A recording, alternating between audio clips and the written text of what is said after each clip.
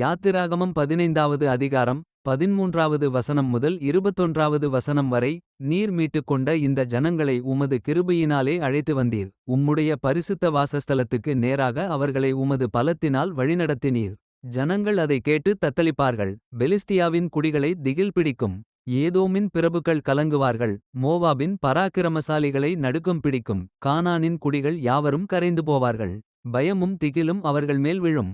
கர்த்தாவே, உமது ஜனங்கள் கடந்துபோகும் வரையும், நீர் மீட்ட ஜனங்களே கடந்துபோகும் வரையும், அவர்கள் உம்முடைய புயத்தின் மகத்துவத்தினால் கல்லைப் போல அசைவற்றிருப்பார்கள். நீர் அவர்களை கொண்டுபோய் கர்த்தராகிய தேவரீர் வாசம்பண்ணுகிறதற்கு நியமித்த ஸ்தானமாகிய உம்முடைய சுதந்தரத்தின் பர்வதத்திலும், ஆண்டவராகிய தேவரீருடைய கரங்கள் ஸ்தாபித்த பரிசுத்த ஸ்தலத்திலும் அவர்களை நாட்டுவீர். கர்த்தர் சதாகாலங்களாகிய என்றென்றைக்கும் ராஜரீகம் பண்ணுவார். பார்வோனின் குதிரைகள் அவனுடைய இரதங்களோடும் குதிரை வீரவோடும் சமுத்திரத்தில் பிரவேசித்தது. கர்த்தர் சமுத்திரத்தின் ஜலத்தை அவர்கள் மேல் திரும்ப பண்ணினார். இஸ்ரவேல் புத்திரரோ சமுத்திரத்தின் நடுவே வெட்டாந்தரையிலே நடந்து போனார்கள் என்று பாடினார்கள். ஆரோனின் சகோதரியாகிய மிரியாம் என்னும் தீர்க்கதரிசியானவளும் தன் கையிலே தம்புரை எடுத்துக்கொண்டாள். சகல ஸ்திரீகளும் தம்புருகளோடும் நடனத்தோடும் அவளுக்கு பின்னே புறப்பட்டு போனார்கள். மிரியாம் அவர்களுக்கு பிரதிவசனமாக, கர்த்தரை பாடுங்கள், அவர் மகிமையாய் வெற்றி சிறந்தார், குதிரையையும் குதிரை வீரனையும் கடலிலே தள்ளினார் என்று பாடினாள். Exodus chapter 15, verses 13 to 21. Thou in thy mercy hast led forth the people which thou hast redeemed. Thou hast guided them in thy strength unto thy holy habitation.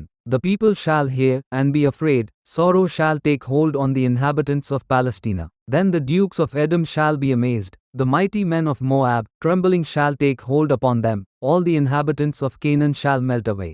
Fear and dread shall fall upon them, by the greatness of thine arm they shall be as still as a stone, till thy people pass over, O Lord, till the people pass over, which thou hast purchased. Thou shalt bring them in, and plant them in the mountain of thine inheritance, in the place, O Lord, which thou hast made for thee to dwell in the sanctuary, O Lord, which thy hands have established. The Lord shall reign for ever and ever. For the horse of Pharaoh went in with his chariots and with his horsemen into the sea, and the Lord brought again the waters of the sea upon them. But the children of Israel went on dry land in the midst of the sea. And Miriam the prophetess, the sister of Aaron, took a timbrel in her hand, and all the women went out after her with timbrels and with dances.